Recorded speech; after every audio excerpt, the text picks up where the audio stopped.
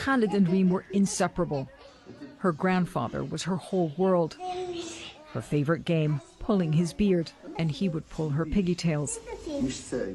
I'll let go, she says, if you let go. Khalid just can't let go of his little Reem. Now searching for memories amid the rubble of his home.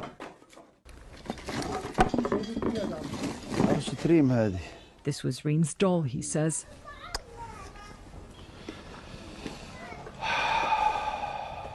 The family was asleep when an airstrike nearby brought down their house in southern Gaza last week.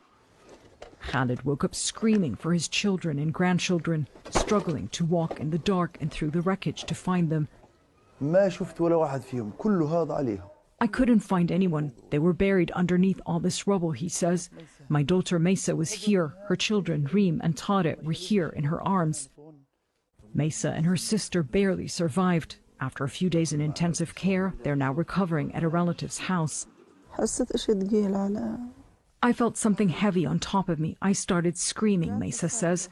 I heard Reem screaming next to me. I told her, there's something heavy on top of me. I can't reach you. I said my final prayers, and next I woke up in the hospital.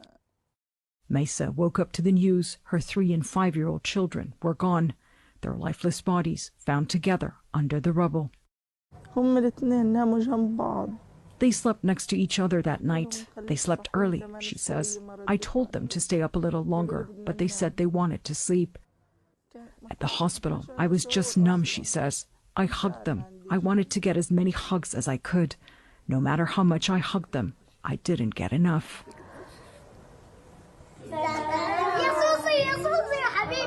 Their final days lived in a war they were too young to understand. Why they no longer could dress up, go out and play, or get their favorite treats. With their father abroad working, they lived with their grandfather. Reem was so attached to him, and he spoiled her. They kept asking for fruit, but there's no fruit because of the war, he says. I could only find them these tangerines. Khalid holds the tangerine he gave Reem, the one she didn't get to eat, and pinned close to his heart, her tiny earring. He breaks down as he remembers their final evening, how his grandchildren begged him to take them out to play. But he couldn't. Airstrikes were everywhere. Khalid says he's not a fighter. They had nothing to do with the war, but like so many in Gaza, his family paid the price. Khalid held Reem in his arms for one last time. He hugged her motionless body, opened her eyes, and kissed her goodbye. I was asking her to kiss me like she used to, but she didn't, he says. I used to kiss her on her cheeks, on her nose, and she would giggle. I kissed her, but she wouldn't wake up, he recalls.